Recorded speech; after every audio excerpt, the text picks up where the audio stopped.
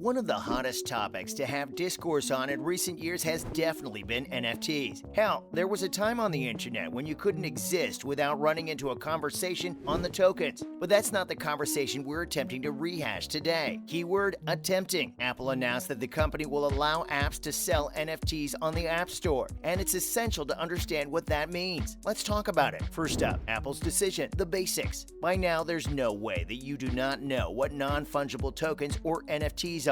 However, you may be unaware of the exact nature and kind of discourse and discussion this topic attracts, and we will discuss that later. For now, let's take a moment to focus on the incredibly perplexing news that Apple is allowing apps selling NFTs to exist on the App Store. NFTs, which are already in an independent man's game for the most part, can be developed by individuals and sold through the internet. Apple's new guidelines make it possible for app developers on the App Store to sell NFTs within their apps, which has a host of its own issues, but that's not the thing that has people riled up, surprisingly enough. Nope, apparently, it's that Apple will take 30% of each transaction in association with NFTs. It may have taken some time for Apple to board the NFT acceptance train, but as one of the biggest tech companies in the world at the moment, it's huge that they're open to the onboarding of NFT apps and games to their App Store, at least for people interested in NFTs and the like. Before we get into that, though, let's talk about the decision and its implications some more. You see, despite contentions, the NFT industry is going fairly strong right now. Well, as strong as it could be given the nature of the entity itself. Usually, one has to purchase NFTs through typical marketplaces like OpenSea and Magic Eden if one wishes. The process is largely the same, except for one glaring difference. These other marketplaces, more often than not, will take a commission of no more than 5% for their assistance in making a sale. So to many developers and sellers, Apple's 30% offer is as ridiculous as it is outrageous. According to developers, the 30% commission that Apple seems intent on taking seems unbelievable to the project, the app, and the game owners, and has most likely put them off using the new feature. But here's an alternate point of view. Gabriel Layden, a Web3-based CEO, apparently sees the silver lining in Apple's offer. According to his assessment of the situation, everyone seems to be too focused on the 30% commission that Apple seems intent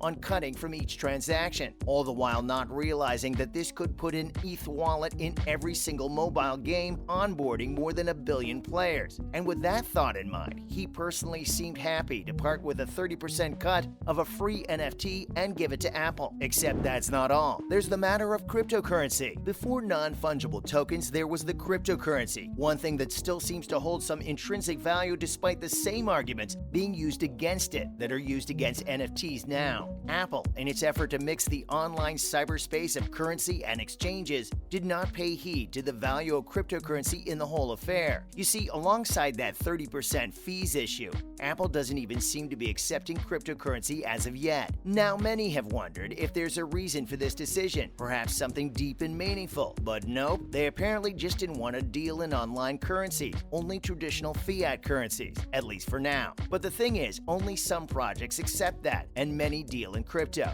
And according to sources like The Information, apparently Magic Eden withdrew its service from Apple's App Store after learning about the policy. Apparently, they were also given a lower offer of 15%, but they also declined that. Let's move on to talking about Apple's past experience with NFTs. If there's a past experience to speak of, that is. Of course, as we all know, Apple's been particularly uninvolved in the crypto and NFT online space, and that's definitely a conscious choice. In this modern day internet landscape, it's tough to escape the clutches of online currencies, so it's impressive that the only things related to the whole community Apple is actively a part of are the app's MetaMask, Coinbase, and other wallets exchanges within the crypto space. In fact, so far, the only Apple-related NFT Web3 movement we have seen is a former Apple executive moving to Disney to head their metaverse creative strategy. And that shouldn't really count. In June, rumors ran rampant about how Apple was going to release NFT trading cards at one of their developer conferences. Of course, that never ended up happening. For now, no one really knows what Apple's next steps are. Will it attempt to look into making a step into the NFT, crypto, or metaverse spaces themselves? Chances are that that's highly implausible. In fact, if we may speak, the company seems to be wholly against the concept of crypto in general. Now let's talk about Apple ID NFT hacks. Because while it may not be relevant to the topic at hand, it definitely is timelessly relevant enough to get a shout out here. Did you know that recently there was a pretty intense scam going around the space? A hack of sorts, if you will, where users would have their NFTs, which were stored in MetaMask, taken from them as someone had hacked into their Apple ID. Yep, so Apple had technically failed to provide adequate protection to these consumers. In the hack or scam, someone would call or email an unassuming user pretending to be a part of the company and get their login details that way. You'd be surprised at just how many people fell for that. Then the scammers would take the details and have them manually reset their own Apple ID passwords to something the hacker also knew.